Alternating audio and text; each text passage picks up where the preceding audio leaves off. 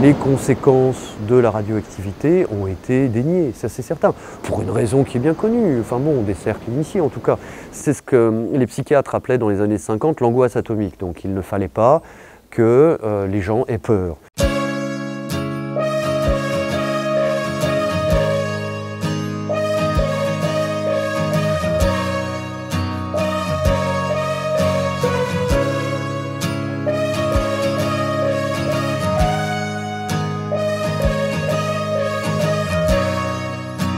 Comme le nucléaire est né sur un acte traumatique majeur, Hiroshima, Nagasaki, enfin tous ces gens anéantis, parce qu'il fallait mettre un terme à cette guerre et qu'il fallait lutter contre le totalitarisme nazi et que seule une arme de destruction massive pouvait permettre de mettre le nazisme à genoux, il en a résulté quand même un traumatisme mondial, à savoir le nucléaire, ça anéantit les gens. Et donc, pour permettre l'exploitation des centrales qui avaient été lancées dans le cadre du plan Atom for Peace en 1954, donc de l'électricité pas chère pour tout le monde, mais il fallait faire oublier ça. Et donc, il a été décidé, pour des questions de contrôle idéologique, de développer effectivement un verrou, et ce verrou repose sur le déni. C'est certain, il n'y a pas photo là-dessus.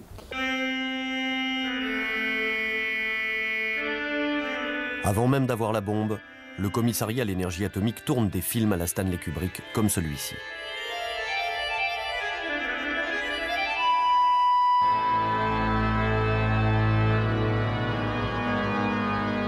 Risque radioactif maîtrisé. Gigantisme des installations pour la bombe.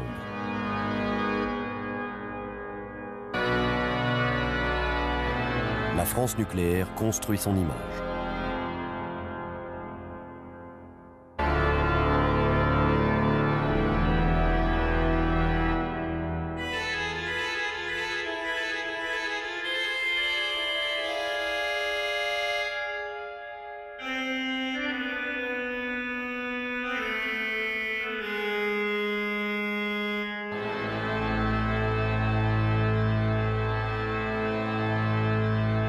Au départ, c'était, oui, j'ai commencé à travailler sur le nucléaire militaire et civil en tant que journaliste en 1993, donc ça fait longtemps.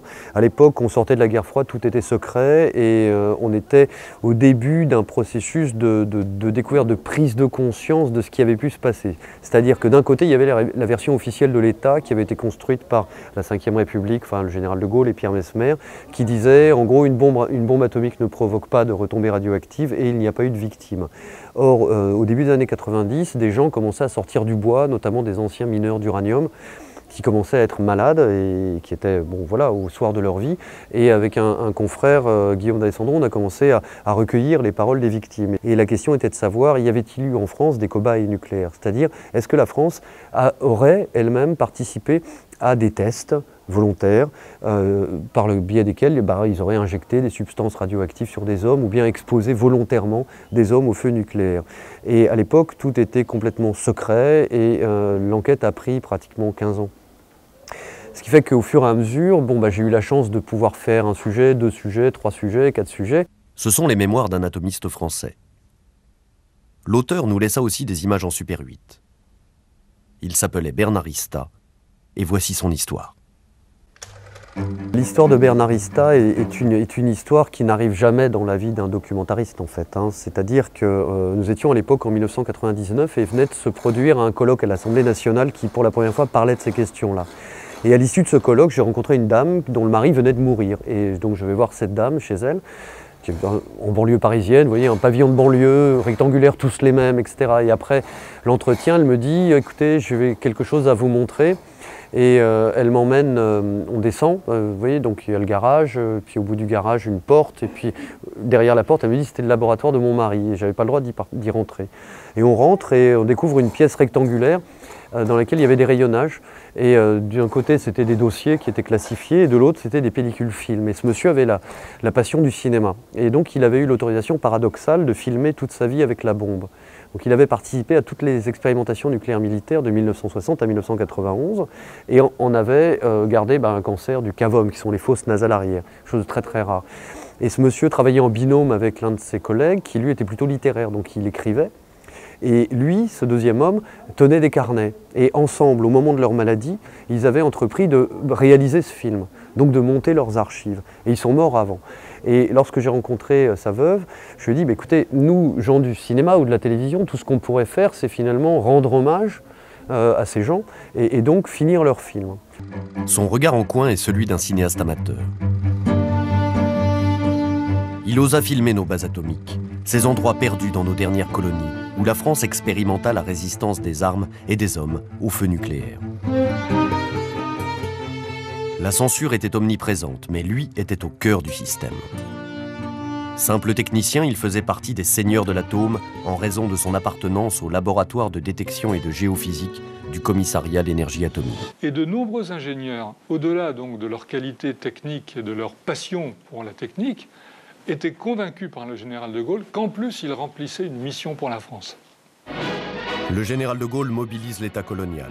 La première bombe atomique française explosera dans le Sahara le 13 février 1960. Bernard-Ista est sur place. À travers son histoire humaine, c'est toute l'histoire du nucléaire qu'on peut comprendre. Et lorsqu'on confronte son histoire à lui avec la version officielle, eh bien, on n'a même plus besoin de faire de commentaires. On n'a même plus besoin de dire que l'État aurait menti ou que l'État aurait minimisé, etc. On voit bien que cet homme, qui, au moment de la première explosion nucléaire française, se trouve dans une cahute à 1500 mètres du point zéro, 1,5 km du point d'explosion d'une bombe atomique. Enfin, c'est ridicule. Et cet homme-là, dès après l'explosion nucléaire, ouvre la porte avec son Leica et sort pour prendre des photos, alors qu'il travaillait pour la bombe. Donc, on n'a même pas besoin de dire, à cet instant-là, qu'ils auraient minimisé les risques ou que ceci, cela. Parce qu'il est évident qu'un homme comme lui, enfin, c'était quand même un technicien supérieur du commissariat à l'énergie atomique, donc quelqu'un qui avait de l'instruction, qui avait fait des études, qui avait lu des livres et qui travaillait dans le métier, eh bien, il est évident que s'il avait eu conscience de ce qu'il risquait, ayant une famille avec plein d'enfants, nul doute qu'il aurait certainement choisi d'agir autrement. Il y avait un souffle de vent qui arrivait et un bruit, brrr, et tout tremblait. Tout tremblait. Les cocotiers, tous les arbres tremblaient. On est parti, on a quitté un atoll qui était verdoyant, magnifique. On est revenu, il restait une poignée de cocotiers étêtés, brûlés. Si la mort pouvait ressembler à quelque chose, c'est l'image que j'ai retenue. Moi, quand la première fois, je suis retourné dans le lagon après ce tir nucléaire. On arrive à une réalité qui est que nous vivons dans un monde industrialisé depuis 2 siècles et demi. Que cette industrialisation a rejeté des polluants de toute nature et que d'un point de vue de l'information, nous avons maintenant une vision claire sur ce qui s'est passé à l'époque des grands-parents. Donc ceux qui travaillaient dans les mines, qui étaient contemporains de la bête humaine, quoi, grosso modo. Aujourd'hui, nous avons une vision à peu près claire et documentée de ce qui s'est passé à l'époque des parents. Donc ceux qui étaient entre les années 50 et les années 70. Mais il reste une question majeure, c'est celle des enfants.